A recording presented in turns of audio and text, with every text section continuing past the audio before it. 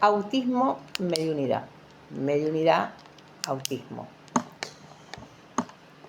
Eso es algo que tratamos y llevamos adelante en la clase de la semana pasada de las aulas de mediunidad de la escuela de CT.